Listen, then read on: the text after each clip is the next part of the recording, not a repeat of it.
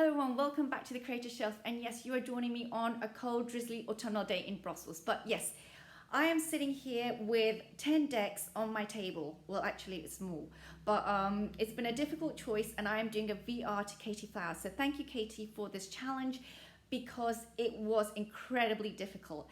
And what was really interesting was that this is about if we could only keep 10 decks. Now, there is a caveat, because last night, before, like, I'd already planned to do this VR, right? And then last night, Kelly from The Truth and Story did this like video of 10 pieces of my soul, and I've seen her original video to that, and then yesterday it was updated with, like, you know, if I could choose again, what would I choose? And as I was watching that, it was midnight here, it was a live chat, and I'm falling asleep. I'm like, could I combine that? And then I realized I can't, because 10 pieces of my soul is not quite if I can only keep 10 decks, and there is a reason for that. So I'm going to explain that as I go through the 10, and hopefully they make sense. So welcome to anybody who's new to this channel, and welcome back to the current subscribers. As you all know, I do some stuff on tarot and oracle decks. I also love books, and I need to go back to my book reviews too. So that's a big kind of like FYI that I keep putting out there, but it's definitely coming, because even I sometimes have moments where I'm like, okay, I need to switch this up. I'm getting tired. So as much as I love tarot and oracle decks, I do like to dip into other things. And I think for Christmas period, I want to have a few books that I read, because just to give myself some downtime. I don't always want to be looking at cards, or I do want to look at cards, but I want to read as well. So anyway, going on to the topic of this particular video. So these are the decks that I've picked. Now, bear with me as I go through them. The very first deck that I need to show you is, of course, the first deck that I bought when I bought like something like 4 from Amazon at the first time. This is from 2015, and it is the original Rideaway Smith deck. It's the one that you can still get from Amazon. I think it's like 15 quid or something, which is a pretty good price these days. And the reason why I need this specific deck, which I'm going to kind of like replace soon with another RWS original, but the reason why I need this is because I do need a deck with the original imagery, and specifically, and I had to think about this, with the original colors. And that's because I do still like studying tarot and studying also psychoanalysis. So for me, studying from a psychoanalytical approach. But for me, the colors, as well as, of course, the shapes, the images themselves, are very, very key to that. And I'm someone that I just don't want to sit there with just the book. If it's mentioned in there, the star card, I do want to get the star card out and have a good look at it. Or, you know, if it's mentioned, you know, the 9 of Wands, again, I want to do the same thing. And the colors are also key, because as we all know, that's the wrong way around. As we all know, there are some linkages to the colors in the deck with what we were meant to attribute. So for me, it's just really important to have one of these decks. I like the fact that I need to see the St. George's Cross as it is. I don't need to see it you know, in black and white. And that's why also I always need a RWS, which is not in that black and, I think there's a black and gold version, there are rose gold versions, there's neon colors. They're great, they're fun. I'm actually going to get a few of those for fun myself actually at some point, but I do need one which is completely unembellished and just clean, because for study purposes. So even though I don't consider this as a piece of my soul, to be very honest with you, I still need it though. So here you go. It's the RWS original, which I think I've seen in a lot of people's videos as well on this topic. But not everyone, but a lot of people's. The second deck, which originally was not on the table last night, and then I realized, no, I need this. Wait, what was I thinking? Was, again, because of the fact that I use it for study, and I realized, I don't know if it's a piece of my soul. I think it is becoming a piece of my soul. And that is because I came to tarot from the astrology and historical entrance door. That's how I put it. So I came to tarot because I had already seen an oracle cards being used from a psychoanalytical point of view, and I'm sorry about the sirens. I had already seen the it's gonna go past, it's so loud. But I've already seen them from a psychoanalytical point of view, and so originally when I came to tarot, it was from that perspective. It's from the Jungian perspective, basically, and that's why I always find it really funny when people like, kind of like, I don't know, mock it, or like, I don't know, just I just don't like it when people seem to think that that's not really what tarot is about. I'm like, no, there is a perspective there. And the other entrance door that I came to tarot with is actually because of astrology. It's a big part of my tarot journey. Is I actually have been doing astrology since 2009. Yeah, 2009, 2008. I've been heavily into it. Before that, of course, as a kid, I was always interested in, of course, I love astronomy. That's from when I was a child. But astrology became more and more something that I was really listening to and then trying to understand from about 2010, 2009 onwards, especially with some special astrologers that have become huge now. And so, yeah, and some of them use astrology, tarot cards, and that's why I was intrigued by tarot. So yes, it is the Aleister Crowley Thoth deck. I really do need this. Now these are the backs, they're gorgeous. Apparently the original Thoth design does not include this white border, which is interesting. And of course there's the greenie, which is very well known. I don't have one of those. That's when there was a printing mistake and they have this kind of like green film across them, and apparently now they're very rare and they're a collector's item. I don't have that either. This is the US Game Standard version, but I need it, and I need it desperately because I do use it in terms of reference, in terms of study, in terms of being able to just understand, I don't know how to pull it, they're portals into astrology. So either I can look at a tarot card and layer on the astrology, or I can look at a tarot card and then extract the astrology. And the Thoth deck is one of the few decks where truly I can extract the astrology. I don't know how else to put it. And what's very interesting is that originally the planets assigned are the planets that were known then and used then. They're not necessarily discovered then, but used then. So, for example, Pluto doesn't appear, and there are several other planets that don't appear within the Thoth symbols and symbology. And that's been an interesting journey for me because I layer onto the tarot the more modern astrology, and I think a lot of astrologers do actually. And this has been a journey of kind of like undoing that slightly and accepting that Thoth and Crowley wanted it read in a specific way. And yeah, so I don't put that to the side, but yeah, it's an interesting journey with this deck. It's really made me have to rethink and expand my mind. And the other thing I just want to say about this deck, which I'm really appreciating increasingly, is Nina from Shuffle Tarot has done a lot of work on the Thoth now, and what I have seen is this completely without all of borders gone, and it looks amazing, absolutely amazing. Now I know if I did that I would cut into the cross at the back,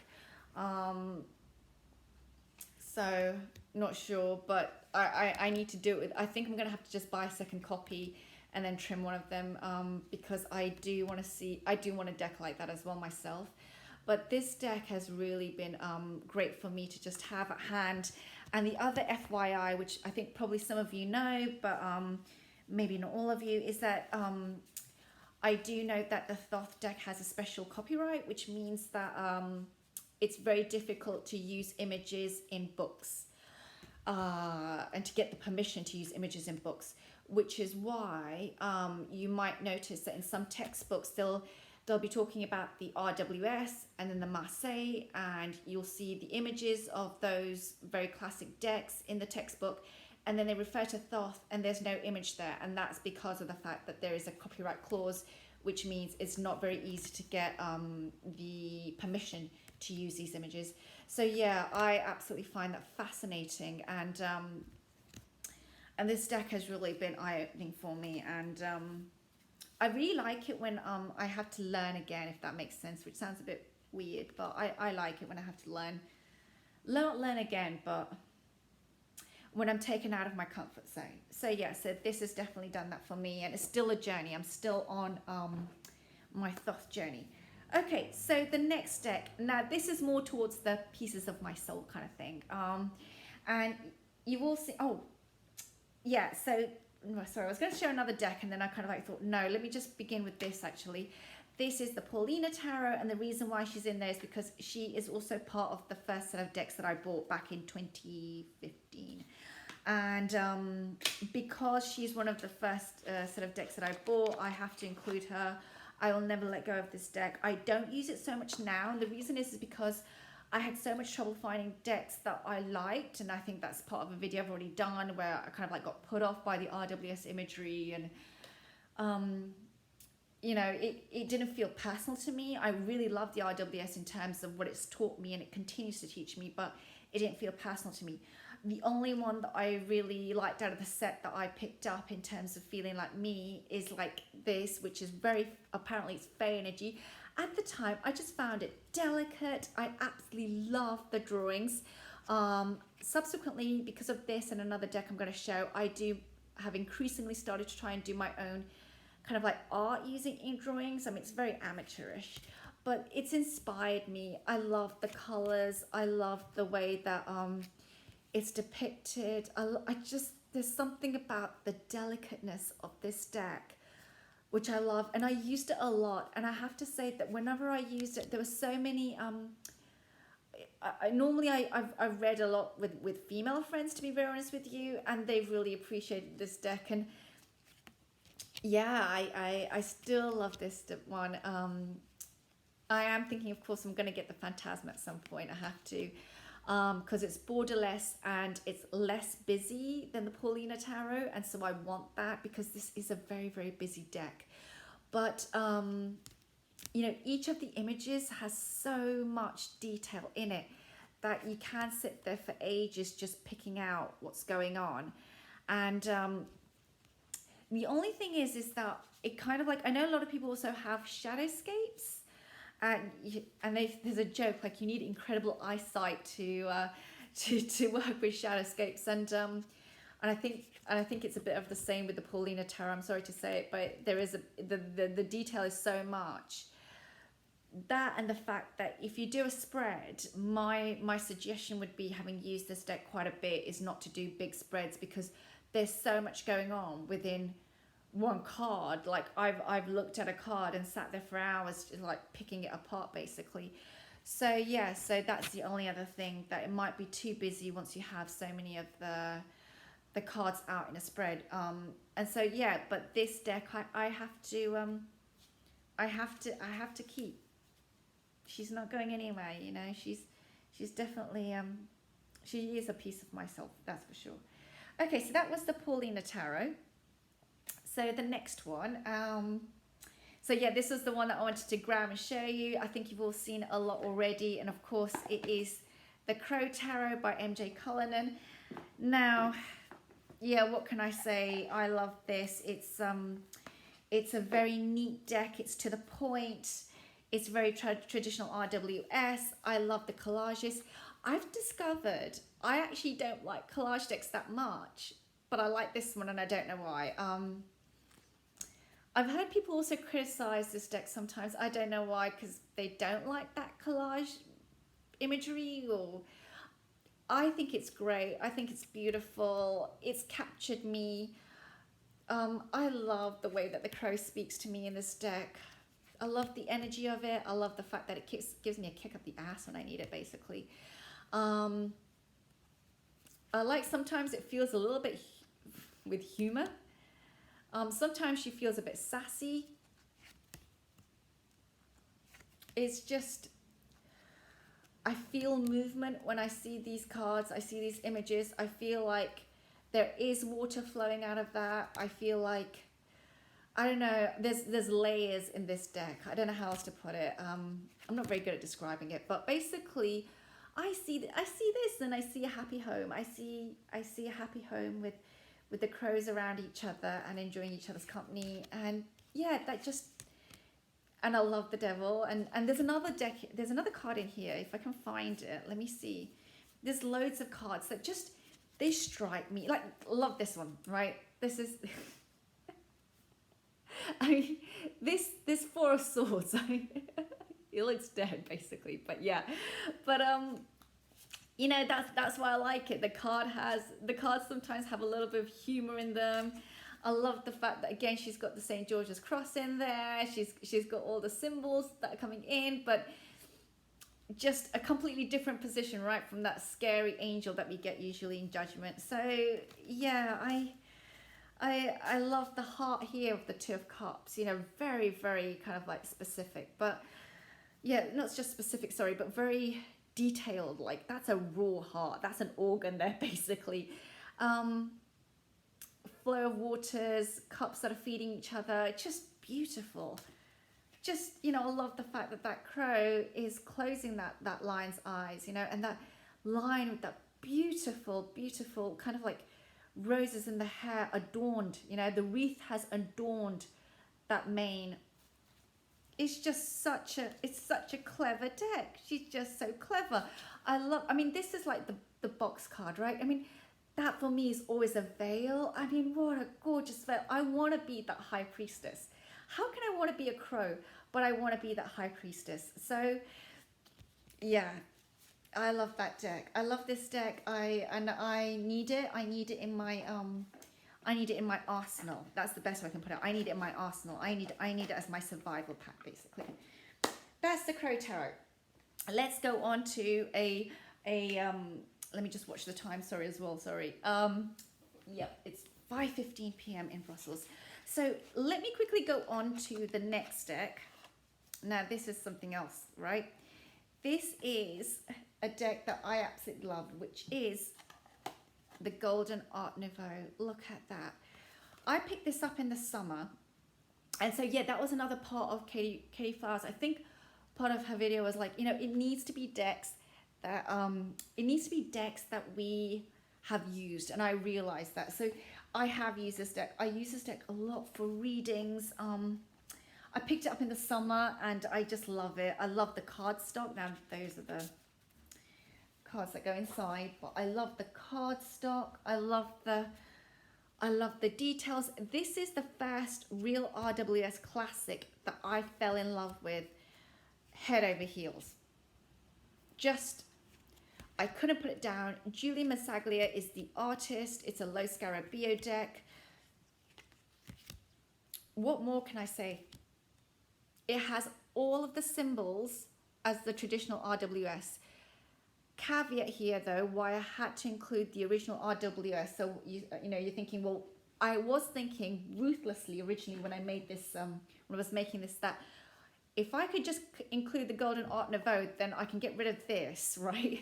Not include it in the video, because then I have space for another one. But the thing is that this doesn't have all the original colors, of course, that this has, and I need to make sure that my studies still accurately reflect the cards as they are. So that's why I'm being a stickler on this. I know that. So we're at number 4, right? I think we're already at 4. So this was a tough challenge. I love the art in this deck. This is very, I think it's very Italian style. That's the best way I can put it. And this is the stuff that just goes in there and gets to my heart in terms of humans depicted very, very well. Now, I know that people are going to say there's a lack of diversity and so forth. I've had a really hard think about this. One of the things that I believe is true now to Lo Scarabeo, and I've really started to think hard about this in terms of the artists that make these decks, so including Julia Massaglia, but of course it's coming out of Italy. It could be because of the fact that they're coming out of Italy is reflecting the population. And I'm sorry to say this, but that could also include in terms of, you know, the ethnicity and so forth. So I haven't lived in Italy. I have lived, of course, half of my life on continental Europe in terms of Belgium, and of course we are very, very European in many ways, and we have a huge Italian community here as well. It could be that, but please don't quote me on it. I'm just personally giving my, could it be that's the reason of the lack of diversity? But I love the exquisiteness of this deck, and so I'm just going to go into why I love this deck. So these are the backs, and the other reason why I like this, and I have to say this, is because the whole deck is Art Nouveau, and of course I live in the land of Art Nouveau. Like around me, the houses, our architecture, there's so much Art Nouveau where I literally live. Like literally the house next to mine, the whole facade is Art Nouveau, and so I didn't realize until I bought this deck that because I see that imagery so much, I'm used to seeing it, and I don't realize that of course it's so special, basically the design. And this deck reminds me of home. I know that sounds really, really weird, but the deck reminds me of home actually, because it's reminding me of where I live. So it's taken a lot for me to figure that out. I'm a bit of a dribble here. I'm 20 minutes in, so I better hurry up. But it is such a gorgeous deck. Yeah. So, you know, I mean, look at that devil. Now, I do know that there's I can't remember my name. It's Matt something. There's ethereal visions. I also, which is beautiful too. I also, of course, want to get the Tarot Muha. That is definitely something that I want to pick up. But this deck just makes me skip. I mean, yeah. So there you go. There's the Golden Art Nouveau and why I love her. Another deck that I have bonded with a lot this year, so I've decided to put it into the list. So where are we at 4 now? Yeah, okay, let me just quickly show her. Hopefully I don't run out of numbers. That's a scary thing. Let me just show you the ones that I've got to definitely get in there. Now this is the Everyday Witch. You've all seen this. This was my deck of the month in September. I love her. I've explained why, but just as a quick recap, these are the backs. I won't go into this deck too much because I speak about her so much. I think this is a piece of my soul. And the reason is because I think I've explained this, but this deck came at a time where I was feeling very sad again in August and September. And this deck really, really speaks to being like, I don't know, in puberty time and really, really just lost. And I won't go into it too much because this video is not for that, but this deck went and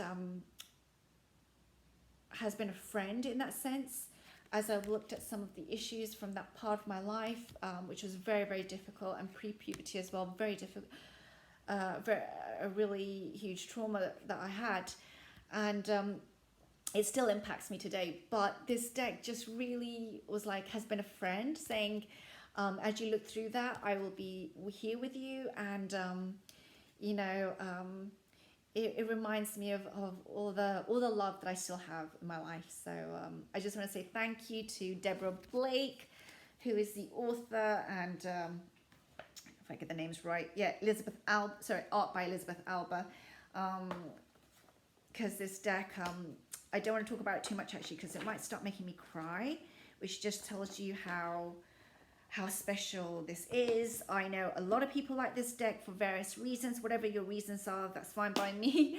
I love it. I will be getting the Oracle as well, just so that I have more of these images, because they really speak to me, and it's a very personal thing. So that's the Everyday Witch. The other deck, which again is very comforting, is the Herbcrafter's Tarot. So these two are also part of my bonfire, Hearth and Homes tag that with Dawn Michelle. So that's why they're coming back again, of only 10 decks. This is the Herbcrafter's Tarot. The guidebook is awesome. I already spoke about that as well. It's also like I think last week about best guidebooks this year or something like that. I did a video on, you know, guidebooks I've enjoyed this year. I absolutely love the imagery. It is so soothing. there's not really any people in it. You just see hands every now and then. I love that. I feel like I'm invited to the table and asked to participate. So I think that's beautiful. I feel as if it's nature that's been set out to be enjoyed. The guidebook is awesome. It has prompts in there. It has things to consider. It has a deeper understanding and meaning of the plants and the herbs that are depicted.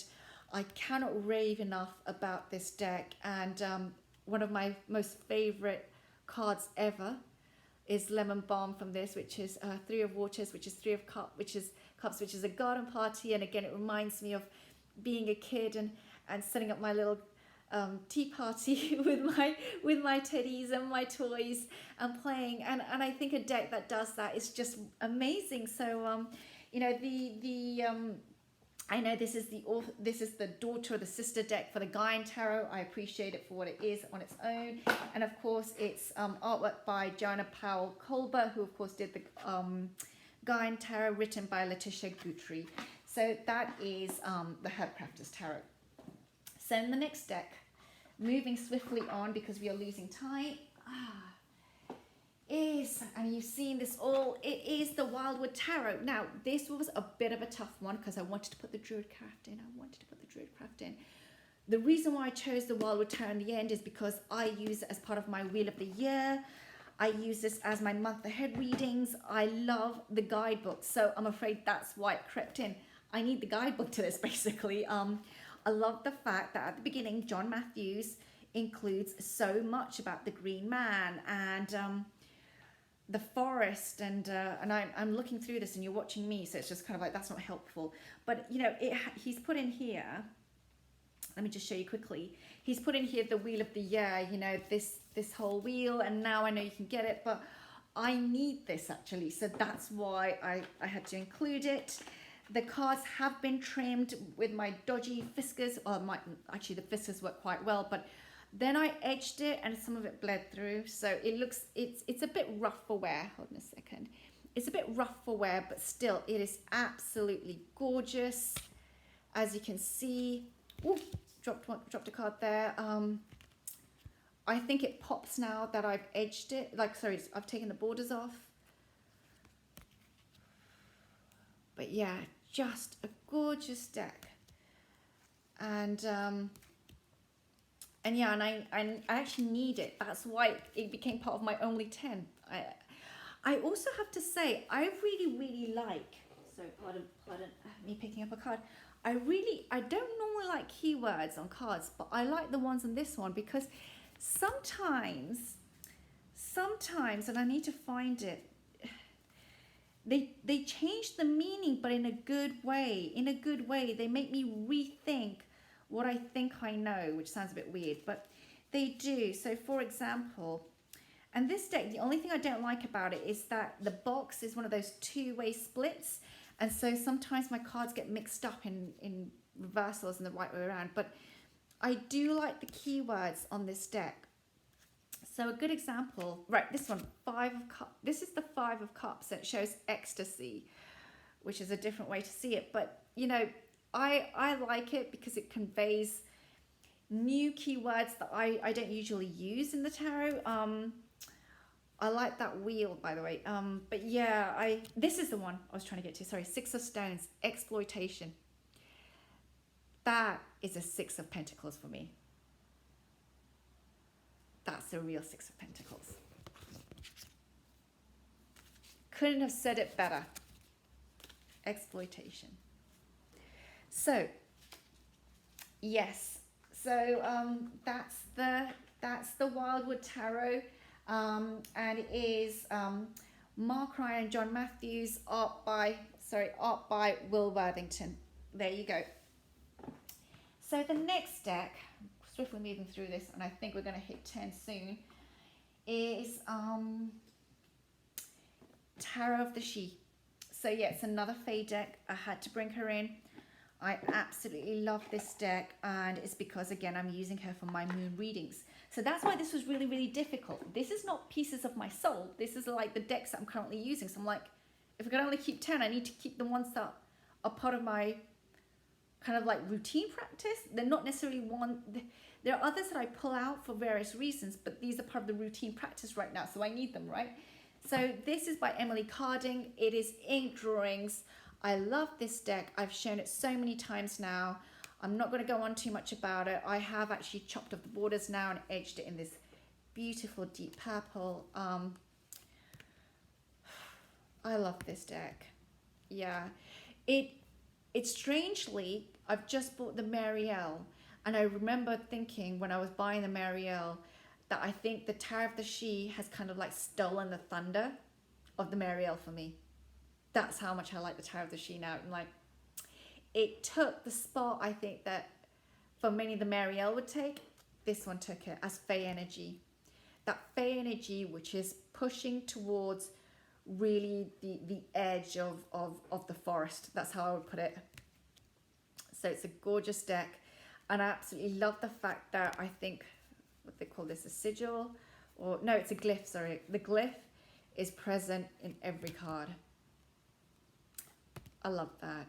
I love the consistency and the cohesiveness of the cards, and the fact that she did all of these cards, Emily Carding did all of these cards on the spot without redoing them. Absolutely beautiful ink drawings. I mean, it's so inspiring. So this, along with the full Paulina Fey deck, are the ones that inspire me with when it comes to art. Okay, so let me get the numbers right. One, I think we're near the end now. So yeah, I've done the original Rideaway Smith. I've done the Thoth deck. I've done the Crow deck. I've done the Herbcrafters. I've done the Tarot of the She. I've done the Golden Art Nouveau.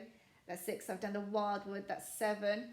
So yeah, we're getting near the end now. So yep, here are my Oracle decks. So I'm going to now bring them in. So this is the map by Colette Baron Reid. This was gifted to me by a friend.